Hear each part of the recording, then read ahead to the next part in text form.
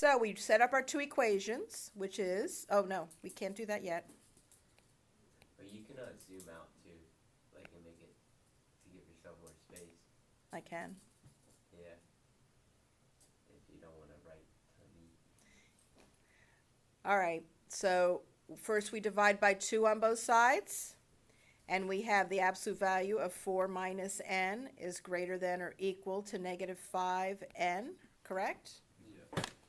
So then we set up our two equations, which is 4 minus n is greater than or equal to negative 5n, and 4 minus n is less than or equal to positive 5n. Does everybody see what we did? You have to change all the signs on the right, and you have to flip the less than or greater than sign.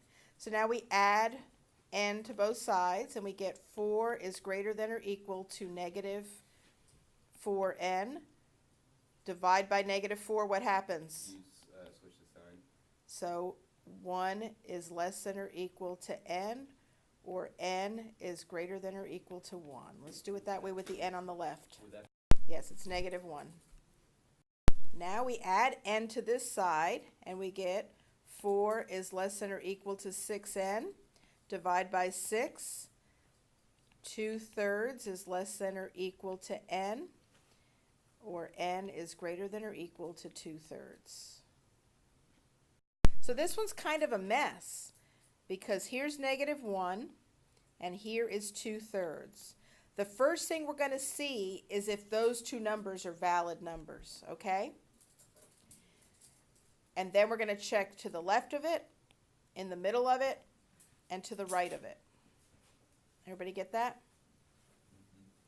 So go ahead and in your calculator, on the first y equals, you're going to put that, and the second y equals, you're going to put that, which is the original equation. When we check it on the calculator, the 2/3 didn't work because it says negative 2/3 and positive 2/3, right? Or 6 2/3. So we're going to still check all these three sections just to see what's going on. Let's put a number in that's less than negative 1. What number is less than negative 1? 0. Less than negative 1. Negative 2. When we put in a negative 2, it says 12 and 20. Is 12 bigger than 20? No. So this part is out of the picture.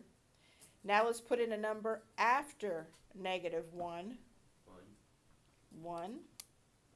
And we get 6 and negative 10. Is 6 bigger than negative 10? And then for giggles and kicks, we're going to put in a number over, well, 1 is bigger than 2/3. Let's put 1 in between negative 1 and 2/3. What do we have?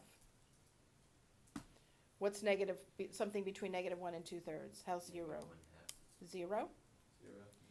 So 8 is bigger than 0. Both of these work. Both of those sections work. Got it? So it's going to be a donut or a dot? A dot, and it's going to be all this way.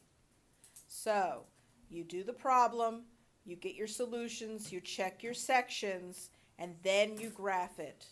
Okay?